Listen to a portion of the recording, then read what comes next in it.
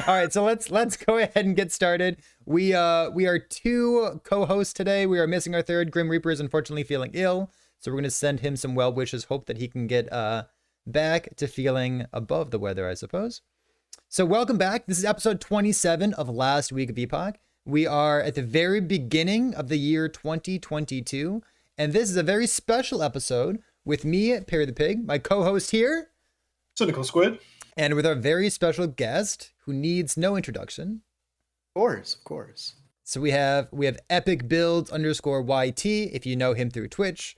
We have Apprentice Corner if you know him 2 years ago, or if you know him from YouTube, you might know him as Dread from Epic Builds. So he's been nice enough to join us for a kind of 2021 year in review.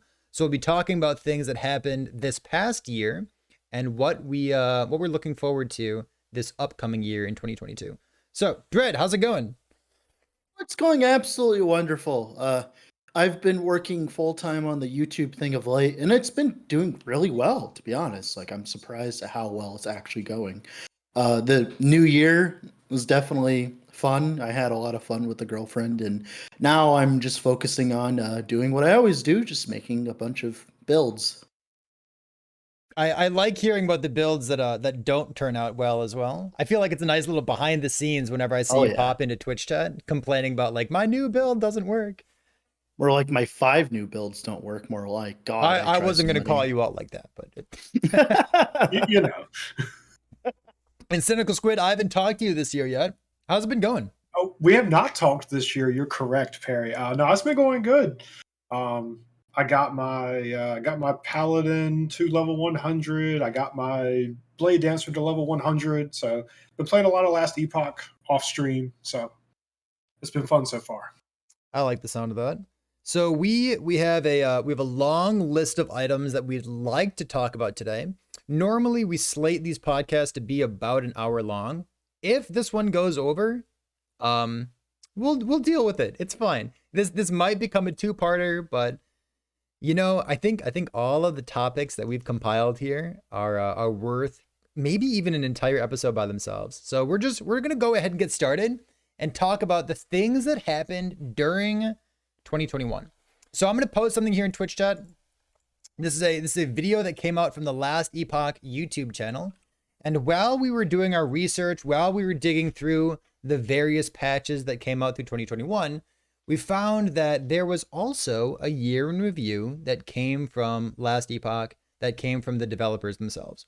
So if anyone is here live in Twitch chat, you can go ahead and click on that, maybe bookmark that for a different time if you haven't already seen it. But it's a rundown of what the major introduced mechanics were or reworked mechanics were over the past year. So we're going to use that as kind of a framework for talking about what's been going on. And what's funny is like I started playing this game at the very beginning of 2021. So this is kind of like a review of my experience as a new player and playing over the next, months up until now, which is great. So item number 1 is the introduction of monoliths, which apparently happened like maybe a month, maybe less than a month before I started playing the game. I thought monoliths were always there. What was the end game before monoliths were in the game? Oh, so we had what was called the mini-lith, and literally all it was you were able to choose between 2 options. Option number 1 being like a different mod, and option number 2 being a different mod. And you just did that, and you just built up really high win streaks. That's it. That's all you did. That update that you're talking about is when we got all the stuff like the Abomination, like all the new bosses other than the 390s. The 390s came after. But yeah, we got all the way up to the Reign of Dragons, which was the level 100 monolith at the time. And there were no empowered monoliths either. So those were just the bosses. And before the monolith web, you still had the same system where you chose between left and right, and there was a random chance that raised up as you went to get a quest echo, and then you had to do the quest echo when you got it or it went away. And it was not the best of systems, but the bosses were amazing. Like I really loved the bosses.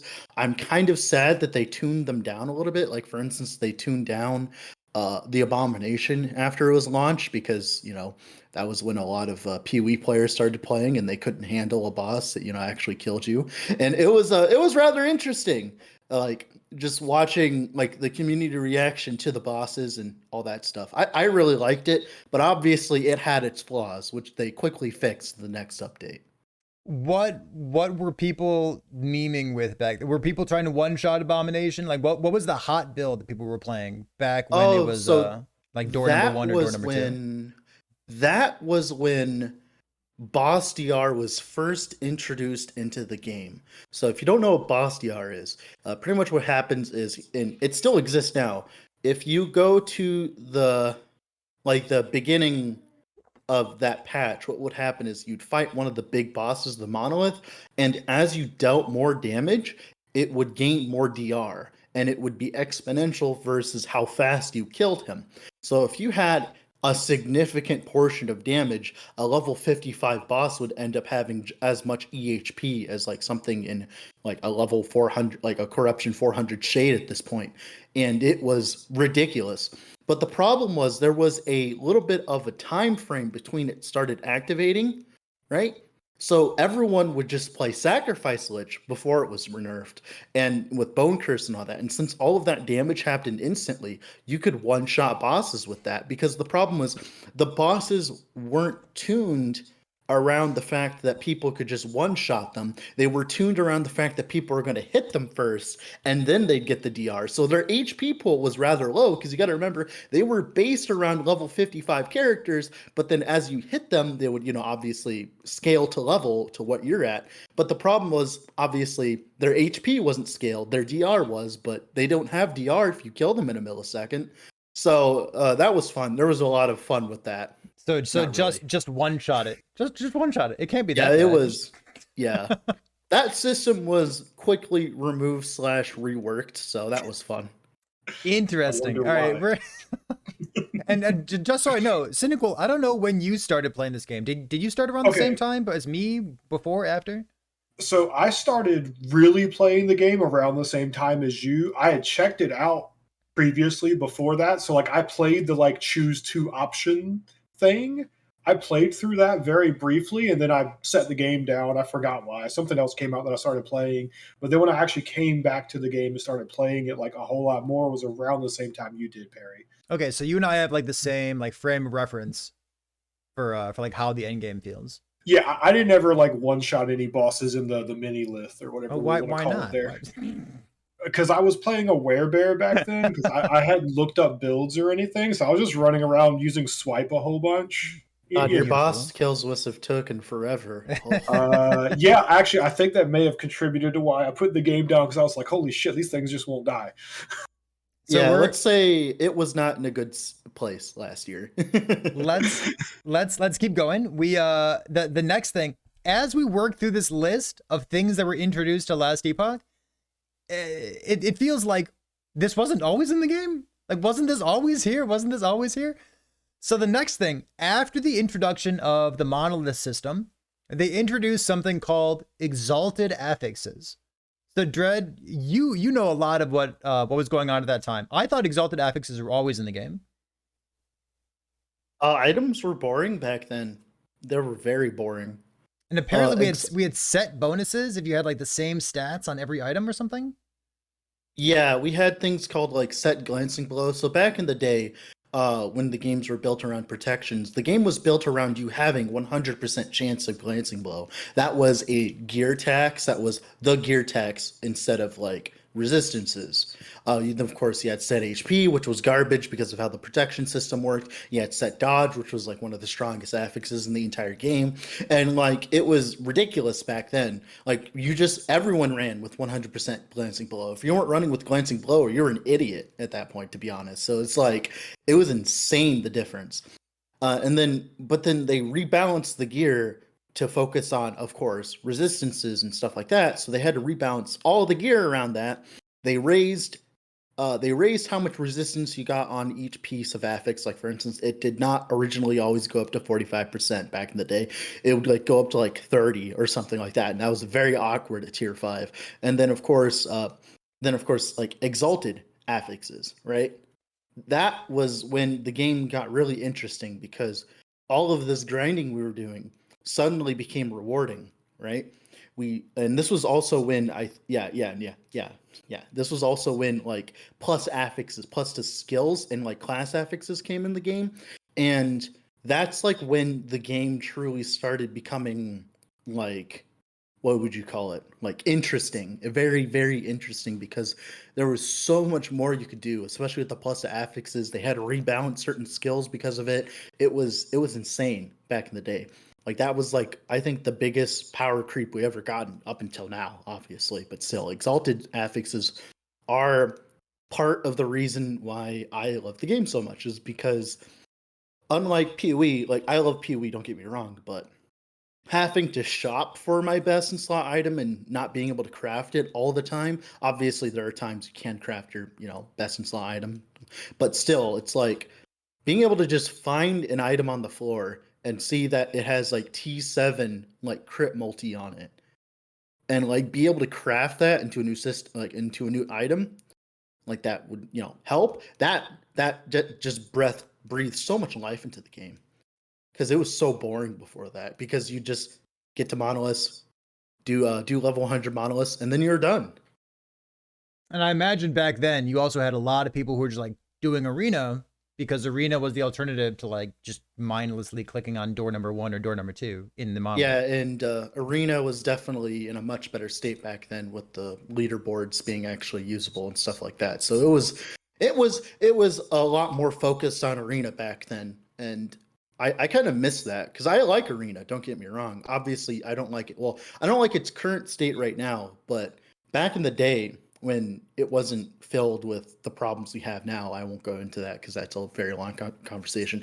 But still, back in the day, it was much more fun because the leaderboards were functioning. Like people didn't have OP gear because obviously the Exalted system just came out, so everyone was just one-upping each other, and it was amazing. All right.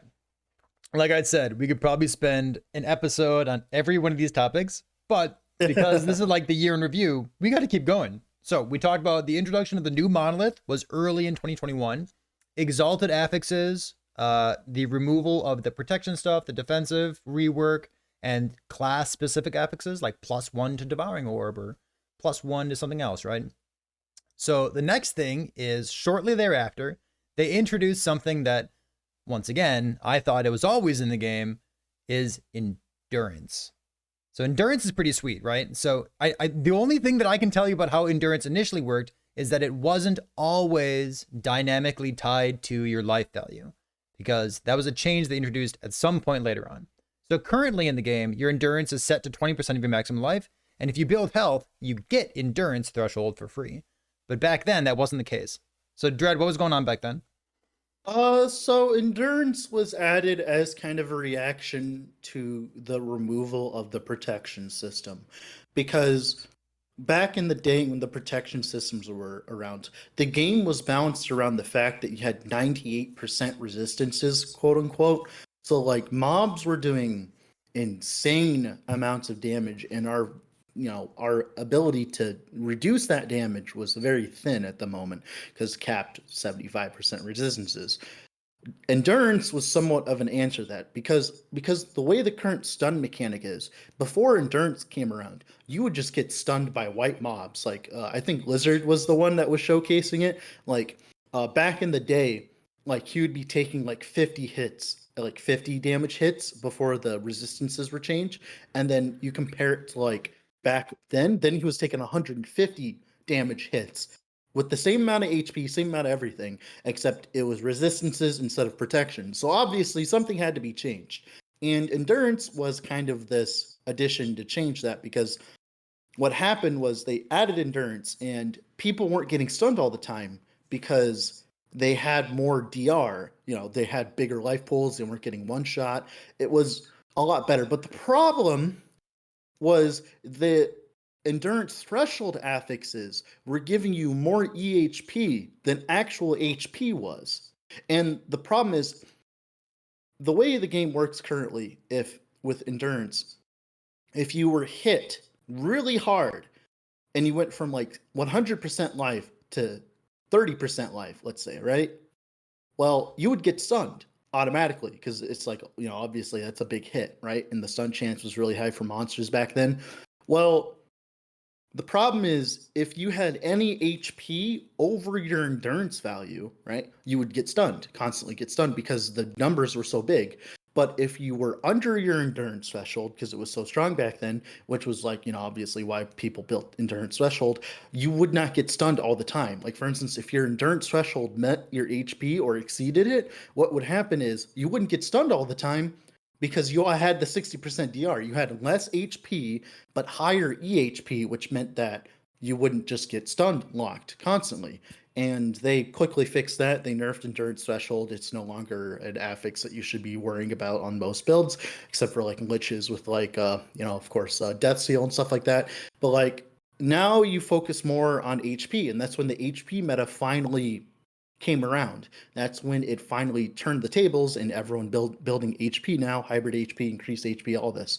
Back in the day, that was not the case. You would just build either endurance threshold, or you would just build like, I guess there wasn't really much back in the day. just life affixes at that point. Yeah. All right. So Cynical, I want to make sure that I'm including you as well. Were you part of any of this? Like what was your experience as a relatively new player at that point? I came in right as this meta was sort of ending, because I remember some of the first like real builds I looked up were like talking about stacking endurance threshold and stuff, and then like I think the very next patch was the one where they like changed everything. So I got to it was a mess with hot it, like, fix.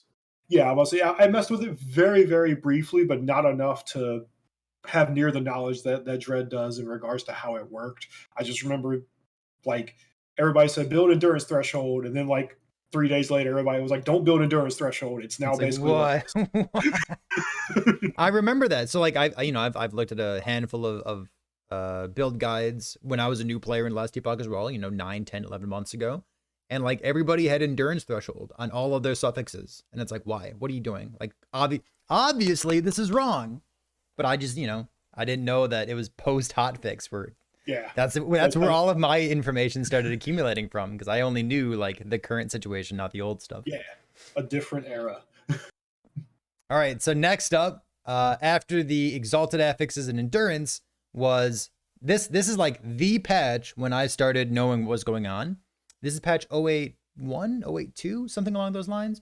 But this is the introduction of the Monolith Web, which is apparently also the introduction of the Shade of Aerobus. I didn't realize that those two things came hand in hand. I thought the Shade of Aerobus was always there. I have the Monolith Web without the Orbis, man. Well, I didn't get it. I didn't understand any of these things. It's nice to have the historical context, though. So the Shade of Aerobus, relatively new boss in the grand scheme of things. The Monolith Web, instead of just having door number 1 and door number 2, you actually get to make intelligent decisions about where you're navigating to, how much corruption you have, what kind of rewards you're aiming toward, and it gives you the feeling that you get to make intelligent decisions about how you're spending your time, instead of just like turn your brain off and blast, which is cool. 99% of those intelligent decisions is, is it dodge? No, you don't do that. Oh, is it crit avoid? No, you don't do that. I need to go diagonal. Well, man, the most efficient. Playing in hardcore, I don't mind those. Like dodge is like a little bit annoying, but it's not that bad. Well, yeah. I remember one of my first builds that I played was a Wraith build where like the third hit always crits, and I took that build into monoliths, with the introduction of the new monolith web system and everything. And like the moment that you ran into dodge, it's like, well, if someone dodges your third hit, then you need to attack 3 more times to have any chance of dealing damage. And then as soon as you run into like crit avoid, it's like, well, if they avoid your crit, then all of a sudden you're dealing no damage. And I was like, oh no, this build's garbage. Yeah, but that was my first experience with the web. I was playing an erasing strike build at this point, and a lot of dodge and crit avoid nodes. I was like, yeah, it'll be fine. Like the dodge chance can't be that high. It's high enough. That's what matters. It's like 25% of the time, your build doesn't do anything. It's like, exactly. Okay. This system is still in place right now, and people have evolved their decision making about what they want to avoid, what they want to take on as difficulty. But the dodge is definitely one that stands out, where it's like, this is kind of manga-esque. My build doesn't function anymore. Play Abyssal Echoes, you won't have to worry about it at all. Abyssal Echoes are real nice. That's true. So shortly thereafter, we have the next thing here. After the Monolith Web, after the Shade of Erebus, we're kind of getting into like modern Last Epoch at this point, even for relatively new players to the game, because we have the introduction of Chapter 9. So like, I guess, Dread, for you, how is Chapter 9 for you? What do you want to talk about? I did it once. Once? I fought the Crystal Lotus once. It was insanely overtuned versus everything else in the entire game at that point. I don't know if you guys remember this. Oh, yes. Lotus was ridiculous. And I got to the Crystal Lotus and I was like, oh, well, you know what? You can keep your passive point game. I'm just going to go do monoliths instead. And I haven't done Chapter 9 since. So Chapter 9, released Chapter 9, the first 2.5 days. I think I did it once on the Forge Guard. And then I played it in the Necromancer and realized it was garbage. And then I went back to playing monoliths. I remember that. The thing isn't garbage. Let me reiterate that. That's not my problem. I'll explain my problem in a second. I'll let you talk about So the first 2.5 days before the hotfix of Chapter 9 is like all the monsters had so much damage. Nobody was used to having a cleanse belt. Nobody was used to having poison resistance. Everybody was dying left and right. There were like, some things that were technically bugs and they were fixed as well. But like just the damage in general was like very, very high. And then for the people problems. And then for the people who were like doing monoliths and then started doing empowered monoliths and started running into the Chapter 9 monsters and empowerment monoliths. And in arena, it's like, whew. It was you had so many complaints to make. Like if you wanted to complain, you had like the whole world is your oyster for complaining. Oh, I love that patch. I was gaslighted so freaking hard. Like I was like I stopped the chapter, right? And then I started playing empowered monoliths and I'm playing like this freaking forged weapons build that was introduced that patch. And it's just like, guys, like these Chapter 9 mobs, they're ridiculous. And be like, no, they're fine because they've just been playing the campaign. They haven't been playing empowered monoliths. And then everyone gets to empowered monoliths and everyone's like, oh my God, Chapter 9. I'm like, I told you guys. It's ridiculous, isn't it? Like, remember Perry? I'm sure you remember these guys. You know the puncture dudes on the scarabs? Like the scarab riders that got removed? Yeah, the ones that are no longer in the game. Right. Those were so bad. Were so insanely bad. Like I'd be playing a build with like armor, physical damage reduction, and all that. Like that Forge Guard is very tanky, right? And these guys would be hitting me for half my HP, and it's just like, what the heck? But yeah, like Crystal Elementals, they finally have been somewhat removed from the game. They've been taken out of arena, and they still exist in the level 75 monolith, which is why I no longer do the level 75 monolith. Yes. Fair. Yes. Yeah. All right, so after Chapter 9, we can talk about, I guess this is kind of a rework to the Gambler. How about that? So the Gambler, you used to be able to spend all of your money to get unique items. So if you had 20 million gold sitting around, people would say, hey, you should really be using that 20 million gold to gamble an Orion's Eye, because that's a nice way to get an Orion's Eye. And that would mean that what the person's really telling you is, hey, I want you to waste the next few hours of your life clicking, waiting for the animation, getting an item, clicking, waiting for the animation, because it's technically correct. So thank goodness they removed getting unique items from the Gambler, and instead they introduced the target farming of set and unique items in the monolith.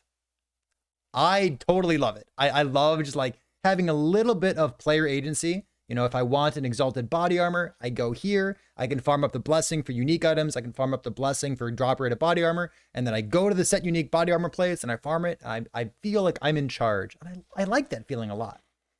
Yeah. So outside of the monolith web and the shade, this is my favorite change they've done to the game so far, because, well, I actually got to play the game again instead of sitting there at the Gambler for 30 minutes hoping that I hit the unique I wanted. And it was the technically correct thing to do. Yeah, exactly. So it's like I'm wasting 30 minutes of my life to not get the unique I wanted when I could have actually just been playing the game. I hear this complaint a lot where people say like, well, you're making the decision to, waste 5 hours of your life. And it's like, well, listen, if you play action RPGs, there's a really big draw toward doing the thing that's technically correct or doing the thing that's like, the optimal way of getting this unique item. And like, it's draining to feel like the right way to do something is not fun because it's a video game and like we should be having fun. So like, this is a great instance of like the technically correct thing, get rid of it. The game's a game, it's there for fun. And now we have this new method of like, you get items by playing the game, which is just so much superior in my opinion. Yeah, if I were to like talk about like the top 5 things they've done to fix the game, that is definitely one of them because I did not like gambling before. Like gambling was a large part of content creation at the time because it was easier to gamble for your gear than it was to go out and farm it.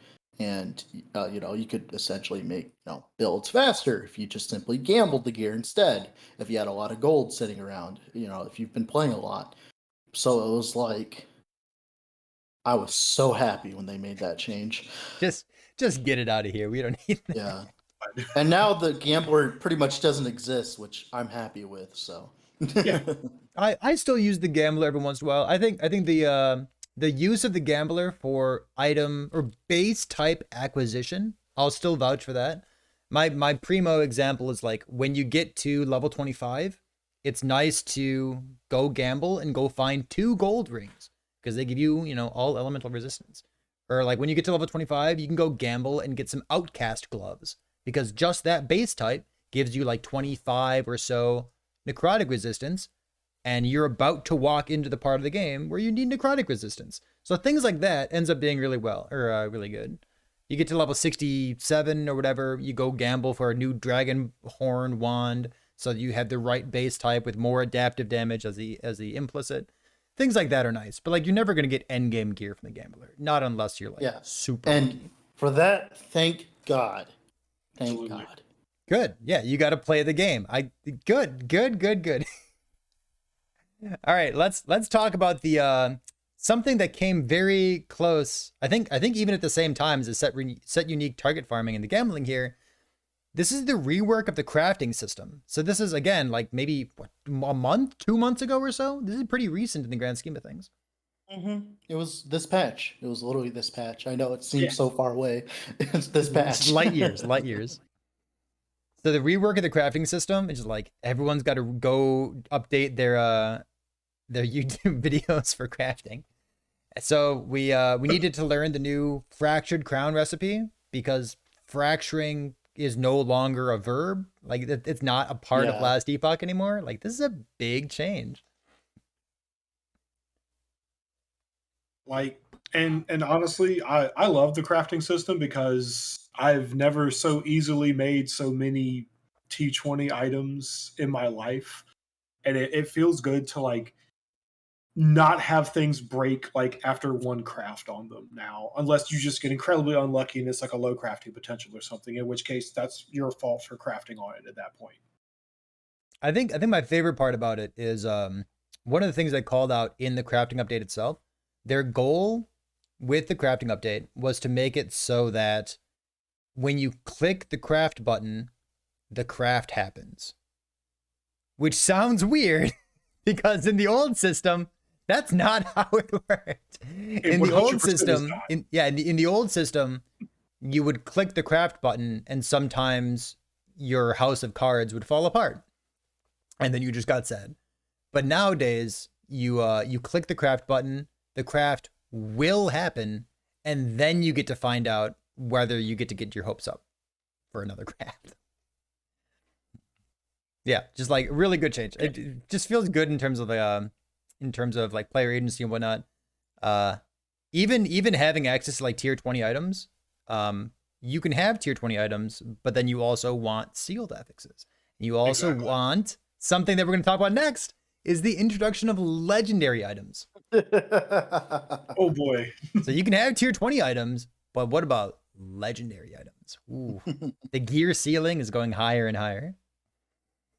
And I'll this be is honest. where it broke the game from a power level standpoint. No, but it's so cool. Get out of here. Oh, it's so much fun. I'll be honest, slamming legendaries is like one of my favorite things to do on stream now. It is by far one of my most favorite things to do. Like whenever I'm dungeon farming, like I don't care what I'm doing, I'll just go and stream. Like, okay, boys, let's freaking slam some legendaries. Let's Chris Wilson it up. Let's like put on the blindfold. Let's close our eyes and slam. just like Chris Wilson taught us to. Close your eyes Just and slam it. I love it.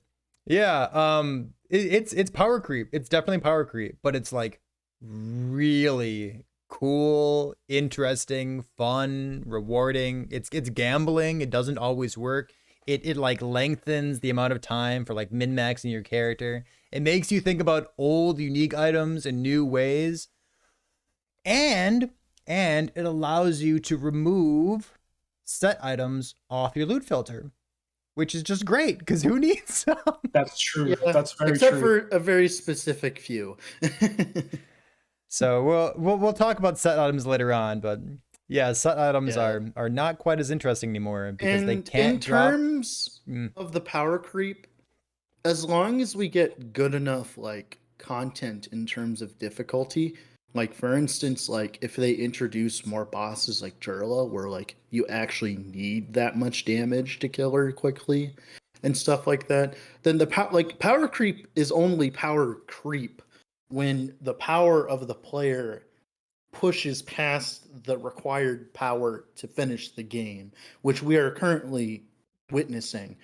The amount of power to get to like 300 corruption and to just do simple monoliths and have like sub-minute Orobuses and stuff is definitely way less than what the legendary system is giving us. But as I've noticed with a lot of people now, all of our average corruption amounts is like going up insanely. Now, there's a different problem with that, with how long it actually takes to push corruption. But there have been a lot of builds that, like, since the legendaries, they can just simply kill Jurla before the first phase, or they can kill Oribus in like 15 seconds at 400 corruption, or stuff like that. And it's because of the legendaries. So it's either our average corruption is going to go higher, or like, you know, the before like we feel rewarded, which actually makes sense now because of the new crafting system.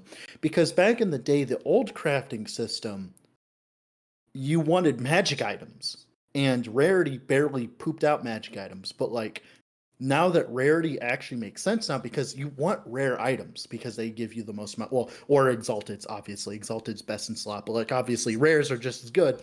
And they drop with like 40 plus potential. I've dropped exalted items with one affix that have like 40 potential, and I was able to craft stuff from that. So and like in contrast to that, if you're doing gambling, like even if you find like a relatively good item from the gambler, it's gonna have like 15 foraging potential. Yeah. Which is maybe one craft, maybe two, but it's not three. It's like you only get to do like one or two things to it. But exalted items, you can have like 60 foraging potential on it. It's huge. And that's why it makes sense to do endgame content, because the rarity stuff. Then they introduce the dungeon, and then the dungeon's like, oh, I'm just gonna poop out exalts anyways. And then now we have a different problem. So let's take the just a pause real quick. We went through the list of all the things that they introduced in 2021. We talked about the introduction of monolith, exalted affixes, class affixes. They reworked defensive system. We had endurance, which was ultimately tied to your maximum health. The monolith web, shade of Robus. We talked about chapter 9, set unique target farming, the rework of the crafting system, legendaries, and let's call this out as its own topic altogether because it kind of goes hand in hand with legendaries. But we have the dungeon. And the dungeon is like our first new bit of endgame content. And we get to, you know, die or hopefully one shot or maybe navigate and not die to a volatile reversal bug of Jura. I keep calling it Jurla. Of Julra. That sounded very specific there. Well, I just feel like it's a really dumb bug. You're not wrong. It's too bad. Yeah, it's a lot of stuff that we had in the past year. And like the dungeon farming, I just did like a retrospective on the race event that Vision GL does every weekend. And I was talking about how I felt during the Void Knight weekend and what I feel about legendary items there. Because one of my biggest questions are like, what are legendary items going to do? What's dungeon farming going to do to the weekend races that happen every single weekend? It's like, if you get one, maybe two legendary items, that's kind of what I expect. I think not having one legendary in your build is probably surprising, because like there's some pretty good legendary items out there that you can make even in like a 4-day tournament or so. But even then, like farming tier 3 dungeon, or like maybe farming the tier 4 dungeon, whether or not you kill the boss, is still a great way of just getting random exalted rings and random exalted weapons so that you can piece your build together as quickly as you can. I think it's a really nice addition to the game. Yeah, I haven't really delved deep into that part of the dungeon. I've been more focused on killing Jurla because I've had an interest in the Vessel of Strife, and getting a good one would be nice. But that is a very good point, that like the dungeon itself, like the actual like the second floor of the dungeon is one of the most rewarding areas in the entire game in terms of just end game progression, because you just drop exalted rings, amulets, weapons, and all that like candy, and it is insane.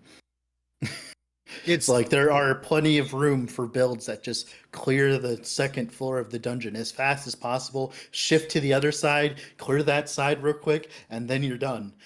And shout out to the dungeon. I think the monoliths themselves, the echoes in the monolith, they always feel like there's not quite enough monsters in there. And sometimes when you're doing like a quest echo, like right before you kill like a quest boss, the quest echoes have like more monsters on average, maybe like twice as much density.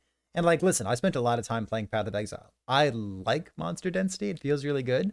So when I go to the second floor of the dungeon and I go to one of those junctures of like the two hallways meeting, and there's a big pack of enemies in there, and it's like, oh shit. And like, you finally kill everything, and then you shift, and then all of a sudden you're standing right in the middle of a pack of like 100 monsters. And you're like, oh baby, fun. Look at this. Yes. In my video game, fun. Yes, and the so monsters they're actually difficult. Like they definitely are. They're significantly more difficult than most of the stuff you find in monoliths, especially because, except for obviously like if you push up in corruption. But that's the thing, is like whenever I like, for instance, I don't know about you guys, I never touch the void zone when I'm speed running Jurlas. Like I never touch the void zone, because those void dudes that like shoot out the projectile, they deal some of the most amount of damage I've ever seen in the entire game. But it's not like some random dude with a freaking spear riding a freaking scarab chucking something at you from like off screen. It's like an actual ability that does damage, and it makes sense because this is the end game dungeon. They're supposed to deal damage, and it's very visible. You can tell what the monsters are doing. It's like it's a lot of damage, but you know what's going on, and it's also awesome. So you also know when you're dead. All right, and so I'm okay with that. That's our rundown of what we've gained over the past year. And we were kind of thinking, Dread and I were talking about this yesterday. We're like, this first list of what we gained over the past year, this is probably going to be like a quick conversation, maybe like a little 10 to 15 minutes in and out. It's been 40 minutes. So this might become a 2-part episode, but I do want to move on. So the next thing that I have on my list of things to talk about, I figured that it would be a nice segue, because we're talking about legendary items, we're talking about dungeon, how much fun it is, it's super enjoyable. And the next thing that I wrote down was rant about Julra. So, Dread, was there something specific on your mind when we wrote this on the list? No, I'll let you go ahead. You've had so many characters dead, killed by her. I've had a lot of characters dead. Go right ahead. I'll give you the mic first. Go right ahead. So my first impression of trying to kill tier 4 Julra, I did something that I should not have done, as I learned the fight in hardcore, and by learned I mean died over and over. So all of my characters ripped because I didn't know the fight. Like my characters ended up being appropriately strong enough, like they can do the fight now in softcore now that I know the fight. But like, I probably shouldn't have tried to learn it in hardcore. So my first impression of tier 4 Julra is like, there's no room for error, and everything just kills you. Everything kills you all the time. Just like, if you make one mistake, you're dead. So the damage is a little bit high. Since then, I'm a little bit less salty about the fight itself, but there are some things that I've been keeping track of. Like I try to listen to myself. I try to listen to my own complaints and learn like, hey, am I just being a salty little boy, or is there some truth in the kinds of things that I'm complaining about? So I think my biggest complaint right now is like, like there's, I guess the volatile reversal bug is kind of annoying because I play a lot of volatile reversal builds. And if you don't know what that is, I have so many rip clips to show you. Just don't worry about it. So aside from like, the obvious, the volatile reversal stuff, my biggest complaint is like, I don't like the AI of Julera herself. I don't like how often she seems to stand right smack in the middle of the 4 spiraling void beams.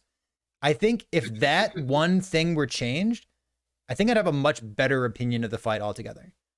It's a good fight. It's got cool stuff. It's got spell or the time shifting mechanic, which is cool, and it's really fun to play around with. You can avoid stuff. You have like the pillars that are alive in one timeline, and you can kill them in a different timeline. And it has good ideas to it. Like it's really close to an enjoyable boss fight. But fuck off. Can you not stand right in the middle? Could you please stand anywhere else? Yeah. I think that's my takeaway from it. I'm pretty much in the same spot as you, honestly, Perry. Like the first time I went into that fight, I got one shot. Because I was an idiot and didn't hit shift, so the little AoE thing just blew up. Yeah. Give Juro the D. So I got one shot, and then I came back through, shifted, and like, all right, cool, avoided that, and then was doing something, and then when I pressed D and went back, everything was spinning around, and I died. So I ended up dying like 4 or 5 times before I actually finally killed her the first time in Tier 4, but I enjoyed that part of the game. I was also on softcore, so I didn't care that my characters died. I didn't really lose anything for it. I really enjoyed the fight for at least making me play the game and not just standing there in my Warpath build, spinning in a circle and waiting for the boss to die. That was really nice. It's definitely a much different experience than a lot of the bosses have become at this point. But yeah, I do think her AI is a little too smart for its own good sometimes, or for my own good, I guess is a more appropriate way to phrase that, because she does enjoy standing exactly where I don't need her to stand. Can you just not stand right there, please? Or maybe like limit the duration, like only stand in the awful spot for like 2 seconds. Right. Go somewhere else. Instead of just like, I don't know, the entire time I'm trying to kill you. So Dread, we've chatted. How do you feel about Jurla? Man, can you not call it Jurla? It's Julera. I've simmered down about her a little bit recently, and I've had a little bit more of retrospective. Now, my only problem, obviously, pretty much what you've brought up and what Cynical's brought up, is she is very melee build unfriendly. And if that was the point, if that was the case, if that's what they wanted, then congrats, you did it. It's like, yeah, she's very melee unfriendly.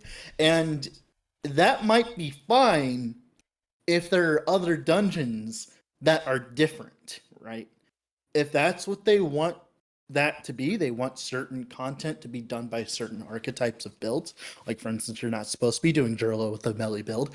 And like, there's like this new dungeon, like Dungeon B, let's say. Dungeon B is really good for like, melee builds and really bad for range builds. If that's what they want, then I'm all right with that. But right now, with her being the only dungeon and the only access to, legendary items, obviously, if I'm playing like a Warpath build, I don't want to play the game and stuff like that. And that's, like I said, that's fine as long as we got to see the other dungeons. That's why I'm holding my opinion on that. Also, as well, I'm also holding my opinions on it until I see what they are okay with being a Julera farmer, because I want to see what they nerf, because are they okay with us killing her in 10 seconds? No. But obviously the Flurry build and stuff like that, and the Manifest Armor build, they're obviously going to nerf those. But are they okay with Abomination tanking her and killing her within a minute?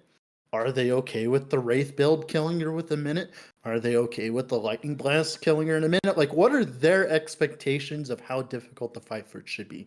Are they okay with certain builds just being better at her and being focused as a farmer, kind of like in Path of Exile, how you have the feared farmers and stuff like that. Like, what are their expectations of what should be good? And we don't know that yet. We don't know that yet because we haven't seen them nerf anything yet, obviously, because that will come next patch because they're done hot fixing stuff. So it's like, what do they want? And that's what matters way more, because obviously they're the ones making the decisions. Right. What I want, I just wanted to stop standing in the middle, like Perry said. It was like, if that was the case, it'd be fine.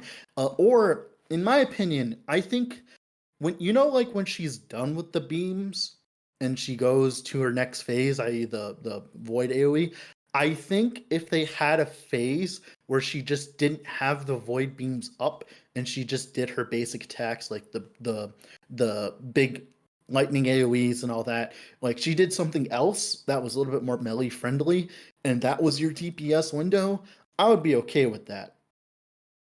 Right, that would be like okay if she just had a little bit more time before going instantly from the void beams, then instantly to the AoE, because you have no time to kill her, right? If you're playing like Warpath or whatever, or Vengeance or whatever else you're playing, right? And it's like, that's the problem, is you just don't have time. Imagine killing imagine killing Jorah with a melee build stacking dodge. So there's I want to make sure that everyone's on the same page, like whether someone's in Twitch chat or YouTube or Spotify or what. But so there's a couple bugs we should call out. So we know volatile reversal. If you era shift and then use volatile reversal within the 4 seconds, you get catapulted in one of two directions, like a football field, and you're probably going to die. There's another bug where if you avoid the expanding one-shot mechanic from Julra, you can era shift away from that, and then you can era shift back like a second later. Currently, that causes her to not form a void pool under you, and it gives you a tremendous window of DPS. So that's a bug. That'll be changing at some point, so don't get used to doing that. Another issue, let's see, there's another issue, isn't there? There's like all sorts of issues. I think undodgeable abilities. I know that's not a bug, but we should talk about that. The mainly the cold bolt. We've narrowed it down. It's the cold bolt that does not care about anything. It doesn't care about. Okay, so we said that as she fires the cold bolt at you, it kind of like boomerangs around, hits you from behind. It doesn't care about dodge. It will hit you, which is strange because dodge is one of the primary defensive mechanics of a handful of builds. And then it also doesn't work with silver shrouds, right? Which is the main defensive mechanic of marksman. So you don't get any silver shroud defense if you're playing like a rogue build. Well, obviously it's more of a get good situation where you don't get hit by the cold seeking bolt. Obviously the cold seeking bolt doesn't move fast enough, right? But the problem is, if you're doing the fight right and you're sitting right in front of her face, then you're going to just get hit by it anyways, right? So it's like the problem is like you're put in a situation where it's either you need that silver shroud or you're at the other side of the thing and not killing her, right? Or you just tank it, I guess. Yeah, I don't know what you're supposed to do. And marksman does not have a good time with that. Interesting. Yeah. So I think that about sums it up about how we feel about the boss. There's so many good things about it, and I like it. I love the boss. I love it. I like the loot explosion at the end. There's so many good things. Yeah, as long as I'm not on my paladin, I enjoy the boss, honestly. Because if I'm playing a build that's meant for it, if I'm playing a build that's meant for T4 Jirla farming, then I'm fine. But the problem is, do they want T4 Jirla to be farmed, or do they want it to be like one of those things that you do like once every so often, or do they want it to be farmed? The keys drop enough to the point where she should be farmed. So it's like, it's really up to them on what they want her to be. If they keep her in this current state, then they're saying that they want her to be farmed, but they only want specific builds to be able to farm her very consistently, right? Or they want it to be a very hard fight if you're not playing the right build. And if that's what they want, then that's fine. But I don't know what they want, obviously, with the fight. Like with the crafting changes, like they listed out exactly what they wanted, like piece by piece, and that was amazing. But with Jirla, I have no idea what they want with Jirla, so it's like I can't really form an opinion off that. Mm-hmm. Yeah, I mean, hopefully they understand that people are going to farm these, right? Like EHG, like they play Path of Exile, they play their own game, they're in Twitch chat, they watch YouTube videos. They're not strangers to this genre of game. they understand that if they're going to put a boss in the game, somebody's going to farm the crap out of it and just like do it exclusively. So hopefully they're also okay with that. But like, as we said, they're done with hotfixes for this patch. They have a lot of content that they're working on in the future. I guess we might even skip forward and start talking about that. But they've got a lot of things to do that aren't just, we should nerf this build because it kills it 5 seconds too fast. And it's like, well, maybe we'll just have some busted jewel row farmers for the foreseeable future. And if that's the case, while they're still developing the rest of the game, I'm pretty okay with that. Yeah, I'm okay with it too. Like I said, it's just more of a I'm okay with it if they're okay with it kind of thing. Like it's really the ball is in their court. We've shown them our hand. We've shown them what we use to kill Jirla. Let's see what they do back, right? Mm-hmm. All right, so let's move on to our next topic here. This is talking about builds. So this is kind of like a Dread specific topic here. We've talked about like, what's been going on in the past year, and now let's talk about the present. Let's talk about like builds that Dread from Epic Builds is currently putting together and how they've been benefiting from all the new systems that have been put in place. So the first one I'm going to specifically highlight is going to be the Wraith build I posted in chat. So the summon Wraiths, they got a nerf a few patches ago when the Necromancer changes happened, which was one of the things we were supposed to talk about, but I forgot, but it's fine. The Necromancer changes came in and they nerfed Wraiths to the point where they buffed their base stats, but then they pretty much made it so you couldn't have infinite Wraiths. Due to much people's discretion, though, like they a lot of people didn't want that, but I'm like, I don't really care. I'd rather, have 14 Wraiths that do the same amount of damage as 100 and not have my computer die. I'd always rather have a build that doesn't light my PC on fire. Yes. Yeah, I enjoy that too. Yeah. And they've definitely done a good job with the Wraiths, in my opinion. I thought they were terrible until so one of my viewers ended up showing me an Oribus kill, and like it was like a 200 Oribus kill. It was like under like it was like 10 seconds. I'm like, okay, what are you doing? And I looked, I'm like, oh, you're playing stationary Wraiths. I'm like, oh, are they actually good? Well, turns out currently, if you don't know, minion AI in last Epoch is kind of mediocre. Let's put it like that. And the problem is they spend a lot more time moving than they do doing their job, which is killing things. And turns out that's not a problem when you take a node that just makes them stand in place. So you just summon a bunch of Wraiths, you make them cheap enough where you can spam them, you run some mana regen, stuff like that. Aberrant's Call is really good for that. And you just summon a bunch of Wraiths and they kill stuff for you and they stand. And it reminds me of one of my favorite games, Dungeon Defenders. The Apprentice, like he's like, that was actually the name scheme of my name before, I changed it. So that was like really cool to be able to play like an actual totem build that felt like a totem build. Like it was like fireball totems and it felt amazing. And I was like, wait a second, this feels good. I'm like, this is a minion build that I'm sure even Perry could stand. It was like, this is amazing. So I started working on it and I realized very quickly that the Vessel of Strife is one of the most powerful items they've introduced in the entire game. It not only doubles your HP regen pretty much closely, it also gives you way more EHP than you should have. So for instance, on my Necromancer currently in the video, I'm at like 1700 HP, which if you don't know is very, very, very, very low, but it doesn't matter because you have like 1700 ward all the time too. And so just real quick, Vessel of Strife, new unique item. It's the unique relic that drops exclusively off tier 4 dungeon, right? Jirla, yes. Yeah, okay, gotcha. T4 Jirla, it's a 10% chance, I believe. And pretty much what it reads is 60% of your health regen goes to ward. It's like a mini Inquisitor if you're familiar with Path of Exile. And the reason why it's so insanely strong is because it literally takes 60% of your health regen and just gives it as extra health regen. Sure, ward retention plays into effect, it makes it less reduced, but like if anything, at the very least, it's literally doubling your health regen, like at the very least. And you can notice it. When you take a big hit to your HP, you can see both your energy shield, ward, and your HP going up at the same time, and it feels amazing. Like I never thought hybrid builds would ever exist in last Epoch, and here you go. There they are.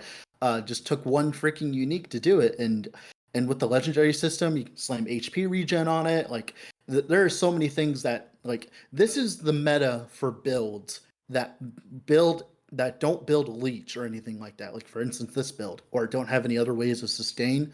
Like for instance, recently I have been working on with someone with a totem build and a Spriggan totem build, and their main defense mechanic is going to be Vessel of Strife, because you get all the HP while transformed, HP regen while transformed. You get base HP regen at the top of Druid Tree.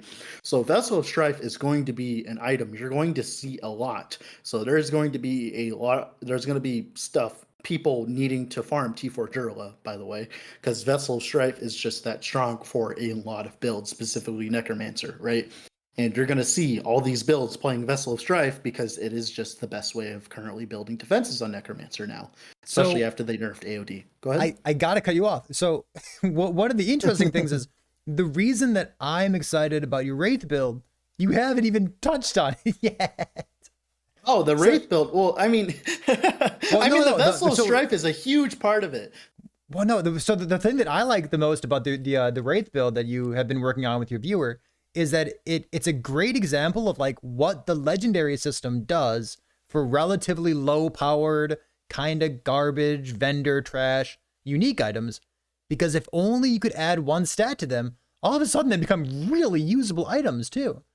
So this item, the build that you put together, I know there's like 2 different versions of it, but one of them uses God, did I write Call. what's the staff called? Aberrant's Call. Aberrant's Call, and it's like, you know, the 2-handed staff that has like plus maximum rates, and it doesn't really do anything. Yeah, so the Aberrant's Call before this patch, it was kind of a big meme because it was kind of a waste of a slot. Not because but because for minion builds, like normally you'd be using a one-hander and a Bastion, of course, another item we could probably talk about later, Bastion. But still, like that was the meta for Necro. But thanks to the Vessel of Strife, I know I said that again, but thanks to that, we're able to run other weapons, and Aberrant's Call immediately becomes viable because you can slam stuff that you need for the build, like cast speed, because as you're summoning wraiths, you're self-casting the wraiths, right? So the faster you cast, the less time you stand in animations, and the less time you stand in animations, which means less time you die, because standing still equals death in this game if you've ever met the Harrispax and all that stuff. So it's like being able to slam cast speed or minion spell damage on your Aberrant's Call is like essential for that build, because you want to be able to place your wraiths down fast. Otherwise, the build feels terrible. And then you really, really, really want to place minion spell damage because it's one of the best affixes in the game for that. And then, of course, for the Logies, you really want like health regen on it for that, like for the freaking, what is it called? That's Logi's Hunger. Strife. Yeah, Logi's Hunger. Yeah, unique Logi's amulet Hunger gives you like base crit for minions and whatnot. Okay. And it gives you plus to levels of minions, which is the most important part for that build, because wraiths, the problem with the wraith tree is it's very point intensive. So having plus 6 to wraiths is barely enough to make it function. That makes sense, because you really need the reduction in health decay. Otherwise your wraiths don't last long. So I played a wraith build somewhat recently. You're saying that all I needed was 6 more levels in order to make it any good? Well, you needed 6 more levels. You needed to nail the wraiths in place so that their bad AI didn't take through. You needed to be able to run a 2-handed weapon instead of having forced to run a Bastion. Like there are a lot of things that this patch added that made these viable. They were definitely not viable last patch. Gotcha. All right. So I love that we have like it's a new wraith build. It's an illustration of how to use a new layer of defense from like a new unique item that drops from the new boss. We can use the new crafting with the legendaries to take an old unique item that's like kind of vendor garbage and make it better by slapping on that one stat that it needs. It's just like it's a nice illustration of like what last Epoch is turning into and why, you know, we enjoy it. You know, sometimes for the same reason, sometimes for different reasons. It's the perfect example of what's possible with the new systems. You can even play a minion build and have fun at the same time. It's Oh man. I mean, I'll believe it when I see it, but that's, you know. I'm saving up my points, buddy. I'm gonna make you play it. So I want to move on. So we're at the top of the hour. We're at the 1 hour point. I want to keep going. Cynical, are you okay with keep going? Yeah, Dread, you too? All right. We're normally this last week of Epoch podcast is about an hour long. special year-end edition or year beginning edition. We're going to keep going. So the next build that I want to talk about was something that you had put together at the very beginning of 084, this current patch, and then I played during a weekend tournament as well. And you and I both fell in love with it. Cynical, if you haven't played this build, good God, man, you need to. It's a good time. I'm not. So I see it listed.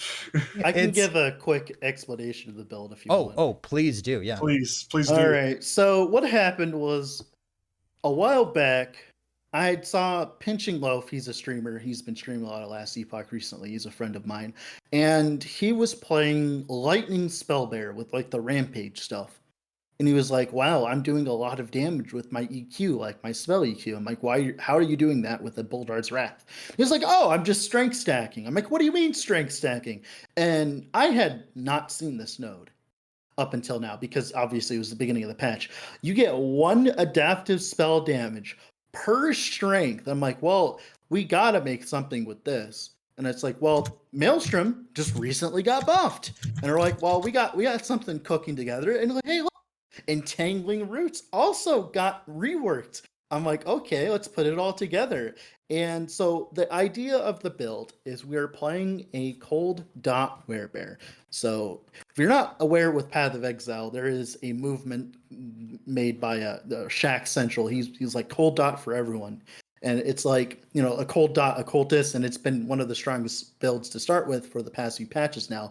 And this is the equivalent of that build and Last Epoch, because Maelstrom, the way it works now, is it is much better than it was before, especially in terms of using Warcry. So Warcry would give you 4 Maelstroms, right? And back in the day, that wasn't really that good, right? Because 4 Maelstroms was zilch, it was nothing. But what they did was they removed the ability to get a lot of Maelstroms, but then they made it so that each Maelstrom, individual one, was stronger. It had better damage, better scaling, right? And they also buffed the tree as well. Now, the thing is, since Warcry didn't get changed, and it's still giving you 4 Maelstroms, right? It's stronger. It's much stronger now. And then if you combine that with the strength stacking node, if you don't know, there's a node inside Werebear that makes it so when you're inside Werebear, you get 1 adaptive spell damage per strength, which is obviously the whole point of the build. And as a druid now, you get like 100 plus strength if you really focus into it. And with the sealed stuff, you can get even crazier. With the legendary system, you can get even more crazy. Like I think you can push like 120 strength. And obviously, this is pretty powerful. So normally that's not enough though, because Warcry and Maelstrom and all that, Maelstrom, you can only get to like 8 stacks, and the AoE clears kind of Papega because it's Maelstrom. It's like BV if it didn't increase in AoE. And we need to fix the AoE. Well, Entangling Roots enters the scene here. So there's a node inside Entangling Roots that turns it cold, which makes it so you can scale it with Maelstrom at the same time with the elemental damage over time affixes, which is the most overpowered thing in this build considering. And what happens is, so Entangling Roots now is a big AoE that does a hit that takes 100% of your added damage effectiveness, right, as a hit. And then it does a dot of 200% of your added damage effectiveness per second for a few seconds, and you can increase the duration of that, and there's a lot of other things you can do with that, but it also roots them in place and deals a dot to them as they die. And it's a very big AoE. You can spam it with Werebear because of the stupid Guards of Rage stuff, and it's nuts because it is one of the most smooth builds I have ever played ever. The build doesn't even do that much damage in all reality, at least my version didn't. Like, I was doing like a 100k text on the dummy with like Maelstrom, but I was doing like 300, 400 corruption like it was nothing because of how smooth the build was to play. And talking about smoothness, Perry, you played the build and you improved upon it as well, because I was doing the bad dual wield version and you played the Chad like 2-handed stab version, which I didn't realize was better. I'm sorry, 45% chance to gain a Maelstrom on hit, melee hit sounds pretty overpowered. It does sound pretty good, but like things die before you need that. Yeah, well, it was mainly for single target. Yeah, so basically what I did to your build is like, you know, I took off the dual wielding because I was playing in hardcore and I wanted to use a staff instead. And I just, you know, didn't take extra damage. And by the time that you were going to ramp up damage anyways, things were dead. It's like, you're not going to 500, 600, 700 corruption. You're just like, you're doing 100, maybe 200 corruption in a weekend tournament. And, you go to wave like 250 or 300 and you're just kiting around because you're not going to stand on top of a monster in arena and try to attack him to proc Maelstrom. It's like, you know what? You have plenty of damage. You got plenty of defense. And one of the reasons that I like this build so much is like when I was a new player, I played Shaman before I realized that Shaman's not yet implemented. Poor Shaman. Shaman someday will be added to Last Epoch. Today is not that day. In any case, when I started playing Last Epoch, I was like, I'm going to play a Shaman. I'm going to have a tornado on my head. I'm going to have a Maelstrom dealing physical damage around me. And I walked around and it did a little bit of damage. Not much. But like I really liked playing Maelstrom. So when I was looking for builds to play in the, in the brand new 084 Druid just got reworked tournament weekend for the weekend race, I was talking to you, Dread, and I was like, like that cold damage over time bear build, it looks good. It looks like, can I play this? And you and I kind of shared some ideas back and forth. No. And it was like one of the smoothest leveling experiences I've ever had. Like as an introduction build to a new player, like 11 out of 10, just excellent build, like kills everything, walk through the game, easy gearing. I remember for that tournament too, I got to empowered on day one, which is, I played for like 12 hours or so, but like I just kept being a werebear and rampaging through the monoliths and the running animation. If you haven't seen the running animation for werebear, it is S tier. It is like one of the best animations I've ever seen in a game. It's like this 100%. Bear running on all fours, and I can't get enough of it. Best thing I love about the build is it's not powerful enough for it to be considered for nerf. So if it gets nerfed, it'll be probably just a crying shame. So I'm pretty happy about that. It's an excellent build. I want it to exist in the game. I want new players to play it. Is like just go be a bear and go yell at things. It's amazing. Yeah, so good. All right. Now, actually, speaking of that build, one more thing about that build. A viewer reached out to me and they sent me a clip of them killing T4 Jurlo with this build. Now, he was wearing, obviously, what is it called? He was wearing a Ravenous Void, obviously, but I have a sneak peek for you guys. Second, see if I can post it here. What are you about to do? This is do I have a to click on T4 this? dungeon kill. Yeah, if you want to. It's just D4 dungeon kill with Werebear, the Cold Dot Werebear. It is now a T4 dungeon farmer. I'll watch that properly after the podcast is done today. Yeah, it's fine. Interesting. We were talking about the build. The problem is obviously Ravenous Voids. You need Raviolis, but still. I mean, doesn't everybody have like I'll say you forgot that you're talking to Perry. He definitely has Ravenous Voids. Oh yeah, I know. I'm talking to Perry. Sure. I don't know why you wouldn't. That's a build for you. I want to flex my own RNG. Like, a week ago, I dropped 2 Ravenous Voids within 48 hours of each other. And like, I think that's pretty absurd. But like all of a sudden this past weekend, we had 2 people in the weekend tournament drop Ravenous Voids. And it's like, did they change something? Are people getting luckier? Did they change? Did they like up the drop rate for Ravenous Void? There's a lot of people with Ravenous Void walking around. I'm suspicious. That comment. Oh, that's rough. My understanding from watching Perry is that Ravenous Voids aren't enough for tier 4 jeweler. Listen, chat, if you haven't died with a Bastion and 4k HP and a Ravenous Void, are you even trying? All right, we're gonna move on from that statement. We have a few more things to talk about. So we talked about the past. We talked about 2021. We talked about stuff that's going on in the present and like some new builds that we've been playing, the new Druid stuff, some new minion builds that might even be fun. And we're going to talk about the future too. So this is the future of like the things that we're looking forward to in the year 2022. So, number 1, you want to start it out? You want to read it? More dungeons. Let's go. More dungeons. So we have 1 dungeon right now. And it's got 2 floors. It's got some keys, some time shifty mechanics in it. And then we've got a boss. And gated behind the boss is the legendary stuff. So we have a nice framework for how we can add new stuff to the game, right? Like you go to a place, you put a key in, and you gain access to like the side area. And maybe it allows you to skip some content during the storyline as well. This is so modular, they could add anything. Like we have no clue what they're gonna choose to use this dungeon framework for. I want to see set items. I kind of want to see set items. Like if set items are in the game, there should be something to do with set items. Give me something. Give me something that baits me into using them in my build. I mean, if they buff them out like they did the Shattered Lance set and stuff, then maybe it would be okay. Yeah, I was about to say, like, it just having them playable would be nice because I don't remember the last time I put a set item on a character. I really don't.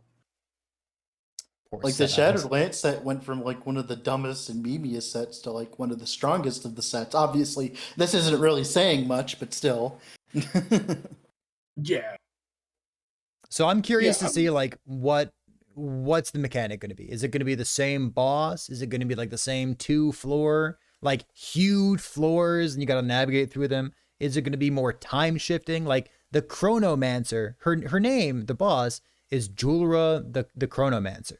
So I think the time shifting part is part of that dungeon. Is there going to be a different weird mini game mechanic in another dungeon? I want it.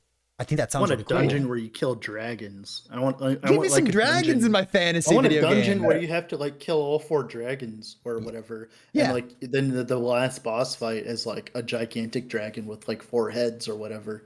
And stuff like that. That would be cool. Like there are so many things they could do with the dungeons. My only problem with the dungeons is how are they going to balance the eternity cache system? Is every dungeon going to have the eternity cache, or is only the Jirla dungeon going to have the eternity cache? And if that's the case, then what are the rewards for the other dungeons going to be? Because obviously, if they don't have the eternity cache, then what else are they going to do? You know? Yeah, I get that it's from PoE and everything, but like I would like to see them do a dungeon that's set up kind of like the trials from PoE, where there are like traps on the floor and stuff like that. Like instead of me just using my movement skill haphazardly to get through everything, like make me think about where I'm going with my character. Should I mute him? Should I mute him in the Discord call? Yes. Can we just mute him in the Discord call? Mute him in the podcast? There's a reason why PoE Lab exists. Get out of this call. It's like, oh, sorry. There's technical difficulties. Apparently, Cynical Squid is no longer with us. No. Look, y'all are out here trying to make PoE close to the end of the path. Y'all are out here trying to make PoE builds that one-shot the entire screen. I'm just trying to play through other PoE content too.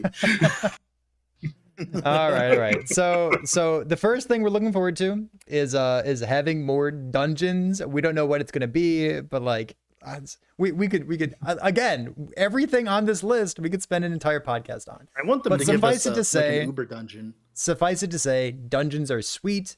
They seem to slot in very well to what we spend our time on in the early game, what we spend our time on in the late game. I like it so far. I want to see more of this, and I'm looking forward to it. So the next thing we're looking forward to, I'm going to turn it to Squid real quick. Cynical, what mastery do you want released the most? Because we've got 3 of them. We got the Rune Master, Rune Master for Mage, Warlock is the Acolyte one that's missing, and Falconer is the Rogue one that's missing. What are you looking forward to most if you could get it this year? So my answer is Falconer because I don't remember if it was Mike, but I know somebody from the dev team at one point said the Falconer was going to change how we viewed classes in ARPGs, and I need to know what that means. So that's definitely my answer. I don't know. Also, like, I don't really play a lot of Acolyte or Mage. I play mainly Rogue and Sentinel. So yeah, give me more Rogue classes.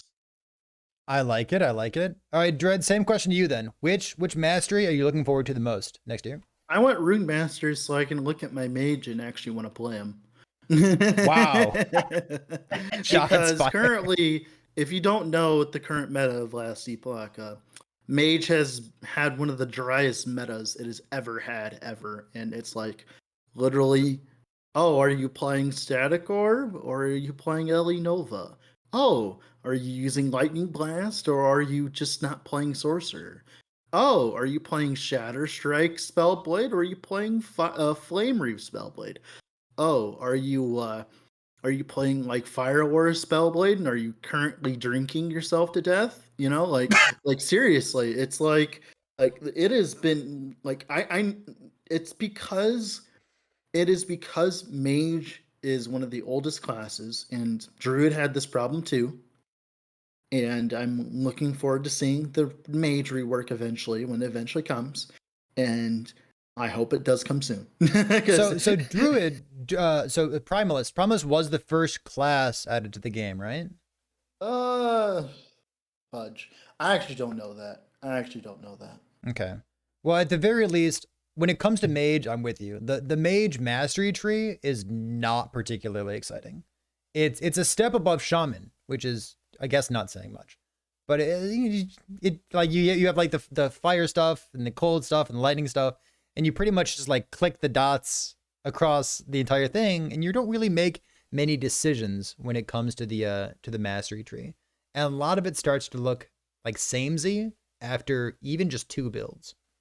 Remember, a lot of this is like 2 to 3 years old, right? We're comparing stuff that just came out recently versus stuff that they made when they were all in their garage. So that is something to realize, that like that's why it feels like this, and that's why I'm not like, oh no, the game is dead. No, it'll be fine. It's just I just won't play mage until that point, and that's fine.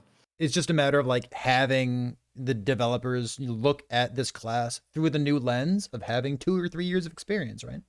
I mean, Static Orb is a good example. Static Orb is like one of the best skills they've ever introduced in terms of like viability. Like there's almost no nodes inside its tree that I'm like, like most of it's fine. Obviously, and then they murdered Orbit, and now we have a different problem. But it's still a step up from something like Fireball, where there's only one way to play Fireball. That's true. You spend a lot of time looking at the Fireball skill tree, and you're like, oh, what if I did this? What if I did this? And when push comes to shove, there's like maybe one way of building it, and that's about it. I've failed my fair share of them, yes. I hear that. So I'm gonna go on the record. I'm gonna say that we already have one person who wants Rune Master, one person who wants Falconer. I kind of want Warlock. So Warlock would be the third class or the third mastery for the Acolyte starting class. And the reason for that is like whenever I build a Lich, and the one time that I built a Necromancer, it always feels like you have 20 points in your base skill tree and then like 85 into one class. And like there's those like maybe 1 point that you can share in between, or maybe as a Necromancer you spend 5 points to get Aura of Decay in order to get like some regeneration or something. But like when it comes down to it, there's really not many nodes that are shared between those two masteries for Acolyte. And there's also not that many skills that are shared. Like a Lich is never going to spec 10 or 15 points into Necromancer for any reason. And I think that that's one of the strengths of Last Epoch as a whole. Like you have your main mastery, and then you also grab this from over here. You also grab this from over here. So having more skills, like within the 10, 15, 20 point range, or having more points in the alternative skill tree, that's the kind of stuff that I'm looking forward to. Because not only does the new mastery breathe life into like the class, right? Because you have more, stuff to play with, but it also breathes life into like those other two, right? So like the introduction of Warlock is going to make Lich better because you have more options and more opportunity cost for specking over, grabbing this one node, grabbing this 1 point, grabbing this one extra skill for your build. And that's what I want. Sentinel's a good example of that, because it is a class where like you actually put points in other, or in this case even Druid at this point, you put half your freaking points into Beastmaster for aspect of the board, which is a different issue, but still, it's still a good example of like multi-classing. It's a good example, but like aspect of the board is too good. It costs too many points. I wish something there were changed. And like when you say Sentinel is a good option, Sentinel builds tend to put 15 points to get Sigils of Hope. But it's boring. Like sigils don't do anything. So like they're good examples, but like, I mean, that's more of a problem with Sigils of Hope, though. Right? Yes. Right. They're just boring skills. They give you stats. They make all your numbers higher, which is really good, but it's boring. So well, Sigils of Hope solves the chronic issue with Sentinels where they have no increased damage. Well, maybe with legendary items and better crafting, maybe we could just, have better gear. I don't know. Well, listen, it's a complicated issue. We'll see. We will see. All right. So we're going to go to our last topic. This is stuff that we're looking forward to in the year 2022. And this is new chapters. We have got 9 right now. And when the game finishes, we're going to have 12. So we're going to have chapters 10, 11, and 12 added. Are these going to happen all in 2022? Are we going to get any of these? No idea. I would think we probably get at least 1, maybe 2. I don't. It depends on, because like right now, I would assume that like getting multiplayer functioning is a little bit higher priority for them. Because honestly, like we're already skipping chapter 9, so like, if we add more stuff to the campaign, it's like even if the chapter is cool, like we have to play through chapter 9 to get to it. So they did change chapter 9. Instead of putting 1 skill point behind it, you can now get all of your skill points before even fighting Lagan. You don't need to fight Lagan anymore if you don't want to. You can still have all your skill points. You can have all of your idle slots unlocked. So the question is, when we add chapters 10, 11, and 12, am I ever going to do them? Well, they'll have to rebalance the whole freaking system at that point. So that's why I'm kind of like holding back on this topic a little bit, because it's like, well, there's no point of them rebalancing how the story works now, because if they're going to add 3 more chapters, then they're going to have to rebalance it then anyway. So they might as well wait until then. But my problem is right now, there are probably a lot of bugs with Chapter 9 that we don't know about because nobody ever plays it. I walk through Chapter 9. My MO at this point has been, I level up a character on stream. And then when I end the stream, when I go, host somebody else and I'm lurking in somebody else's Twitch chat, I just turn my brain off. I grab my level 90 character and I walk into chapter 9 and I just like walk through it and I get my +1 all stats. Walk of shame. Well, it's fine. It takes like 15 minutes. I'm getting better at ignoring the side quests. But like, it's 15 minutes. You just kind of hang out. And I do want to say this because like we're going to have impressionable, young, new last Epoch gamers in chat. And I want you to know chapter 9 is gorgeous. It's 10 out of 10. It's got a good storyline. It has suspiciously good voice acting. It has good lore. It's got good like interactions with the NPCs. It's a really good like part of the video game. But again, we're action RPG gamers, and sometimes you just do things because they're efficient, or you do things because they're technically correct. And doing chapter 9, if you have anything else better to do, it's not a good use of time. Yeah. The problem with it right now is there's no reason to do it other than like, even if they locked passives behind it, those are passives we don't need until you're like level 90. And that point, you might as well not even have it there. So me and Perry have been talking about this. I think they should introduce the blessing system early on and make it so you actually want to be doing these things. And what do I mean by that? Well, right now, when you kill a boss in the monolith, you get a blessing, right? Well, how about the campaign bosses? They give blessings too. So like you have blessings inside the monolith. They wouldn't be as powerful as like the ones per se in empowered monoliths, but they'd still be boosts to your character. Like for instance, the Majasa fight right now, that she gives +1 to all your attributes, which is one of the most worthless things ever, right? So instead of that, maybe what they could do is give you a choice between giving you +8 to one of your stats instead, and see how that goes. Because then you actually want to finish the campaign, be like, hey, I want my 8 vitality. Oh wait, I'm stacking dexterity. I want my 8 dexterity. Oh, I'm stacking strength because I'm Cold.Werebear. I want my 8 strength. Oh, I need attunement because I want a crit avoid as a druid. Let me grab my attunement. Oh, is that it? I think that's it. Yeah. But I want my intelligence because I want to play a bad ward build. Like, so stuff like that. It's like it. That would at least make you incentivized to go do it. Or maybe you fight Lagan during the storyline. You get like a little extra something there. You fight one of the side bosses during the storyline. +20 mana, or +20 life, or +20 endurance threshold, or whatever they do to do that, right? just make it so that it's in the campaign, so that when people get to the monoliths, I don't have to explain to them how the blessing system works. Yeah, maybe. So yeah, there's a lot to talk about here, but we I guess we're at the hour and a half mark, which honestly is a pretty good ending point for the podcast here. So this has been a look in the past of 2021, what's been introduced this past year. We talked about what's been going on like this year, this patch, the builds we're working on, how we're using legendary items, and then maybe even, the things that we're looking forward to. It's a lot of guesses about what's coming in 2022. So you can type in Twitch chat right now, ! Roadmap, and there's a roadmap infographic that the developers put out previously. So they had something about what was going on in 083 and what was going to come out in 084 and then what was going to be beyond. But now that we're in 084, we don't have an updated infographic. And the developers' response about this has been, well, we would give you an infographic. We would give you a roadmap of what's coming out, in the next patch or so. But it would really just be a bunch of question marks. Not get out of here, rogue map. It's a road map. Please spell it right. But yeah, when it comes to what's coming out in 2022 and what the developers are working on for the next patch, they don't even know. There's a lot of effort that they've told us they're sinking into multiplayer.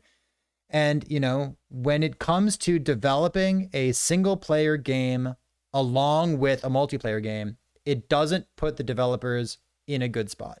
And I suspect that we're going to see other developers of other video games watching Last Epoch right now, the same way that Last Epoch has been able to watch Wolcen and Grim Dawn and Magic Legends and Path of Exile, right? About 5 minutes. Well, that one's not actually around anymore, so we can cross that one off the list. So Last Epoch developers get to look at what all those other games did in the past and kind of learn their lessons. And I think that in the future, we're going to see games that don't want to sustain a single player game while also developing the multiplayer component of it. Because it seems like EHG is between a rock and a hard place when it comes to maintaining both of those components. They're doing a good job. I want multiplayer. I think I'm the optimistic person. I'm going to say multiplayer like December of 2022. That's optimistic. There's no way it's going to be any sooner than that. But maybe July 23 or something. Who knows? I have gotten a lot of flack for this opinion, and people have gotten really angry at me when I voice this said opinion. But I think just trying to have a single player game in this day and age is it's not just single player, is kind of just a mistake. Sure, it would be fun if the random dude who was out in the middle of the ocean on his boat, he could play Last Epoch. But it's the problem is it kind of the audience isn't there, if that makes sense. For instance, 99% of us, we all play Path of Exile, so we're used to having to be online to play and stuff like that. Your audience is generally like that. So it's weird to focus so much on single player, and I don't mind it. It's just, it's going to cause a lot of balance issues down the road and a lot of other problems I won't talk about now that we're experiencing now. So it's kind of just a weird decision, and I hope it goes well. I just don't think it will, sadly. Mm-hmm. So I think some of that decision comes from Kickstarter as well, right? Last Epoch was a Kickstarter campaign, yes. And they're trying to deliver on these multiple promises at the same time. They want this going, and then if we reach the extended goal, we have this going. So it's important to keep in mind this was a Kickstarter, and Kickstarter works this way. You want to deliver on those goals for those people. So it is what it is. I Last Epoch, if I weren't a content creator, if I didn't talk about this almost every day, I would forget that Last Epoch is, an early access game. It just feels good. It feels, I've played Path of Exile, and Path of Exile feels like an early access game. But this Last Epoch is just it's just a game that I play, and it feels great. And there's more content coming out as we speak right now. So, if I didn't reflect on this all the time, I would forget. It's just, and I'm happy to be playing this game. It just makes me happy that I've got a game that I look forward to. Doesn't make my blood pressure rise. Doesn't make me wish that my wrist were falling off. Doesn't make me think that I need to have wrist surgery at some point. No, I like being here. It's a good time. But you all don't also like it? All right, so I think with that, let's go ahead and call it a wrap. We actually made it through all of our conversation pieces. We might even do this again. I think it's been nice to talk about, past, present, and future, and have this as like a framework for the podcast. So I think that's gonna do it. It's been about an hour and a half. It's been a good time. Dread, thanks for being here. I appreciate it. Thank you. Yeah, of course. And then anytime. CynicalSquid. Thanks as always. Yeah, excellent to finally catch up with you for the new year here. And chat, thank I you for haven't being. spoken to you till last year. Oh my god, thanks, Dad. For those of you who are in Twitch chat right now, thank you so much for joining us. For those of you who are on Spotify or on YouTube, thanks for being here as well. Remember, this is streamed on a weekly basis, twitch.tv/PerryThePig. And, for all of us here from last week of Epoch, chat, thanks for being here, and we'll see you next time.